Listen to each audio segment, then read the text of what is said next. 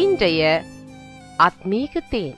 இந்த டிசம்பர் மாதத்திலும் தம்முடைய நாமத்தை கொண்டே வெளிப்படுகிற தேவன் ஏசாயா 9:6 சொல்லுகிற வண்ணமாக, நமக்கொரு பாலகன் பிறந்தார், நமக்கொரு குமாரன் கொடுக்கப்பட்டார், கர்த்தத்துவம் அவர் தோளில் மேல் இருக்கும், அவர் நாமம் நித்யானந்த ஏக சக்கராதிபதி.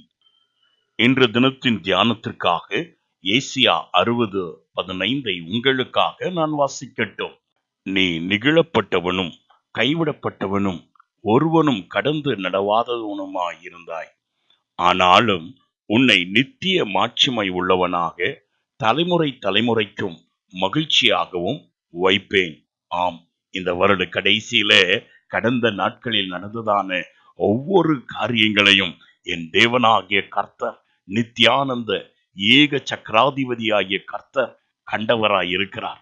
அவர் நித்தியமாய் வாழ்கிறவர், எல்லா சூழ்நிலைகளையும் ஆளுகை செய்கிறவர், ராஜாக்களை ஏற்படுத்தி ராஜாக்களை தள்ளுகிறவர். அந்த நித்யானந்த ஏக சக்கராதிபதியாகிய என் தேவனாகிய கர்த்தர் உனக்கு இன்று வாக்கு கொடுக்கிறது என்னவென்றால், இதுவரைக்கும் நீ நெகிழப்பட்டவனாக உன்னுடைய வார்த்தைகள் ஒரு இடத்திலும் கனம் பொருந்தியனாய் நிற்கவில்லை.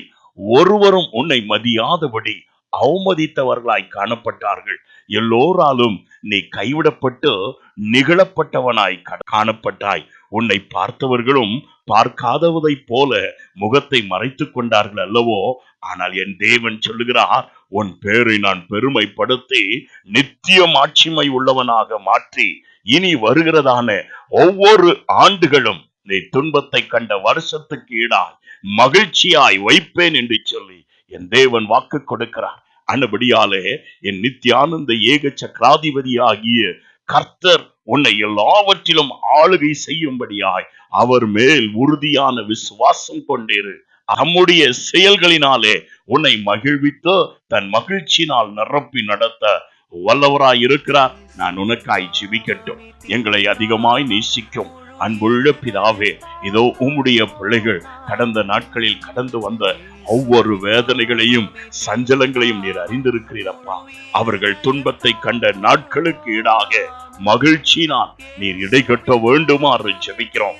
வருகிறதான ஆண்டு உம்முடைய பிள்ளைகளுக்கு மகிழ்ச்சியும் சந்தோஷத்தின் ஆண்டாக இதுவரைக்கும் எவைகளிலெல்லாம் அவர்கள் கண்ணீர் வடித்தார்களோ அந்த எல்லா துக்கத்தையும் ஒரு கனவை போல் மறந்து போகத்தக்கதாக அவர்களுடைய துன்பத்தின் அப்பத்தை மகிழ்ச்சியாய் மாற்றுவீராக.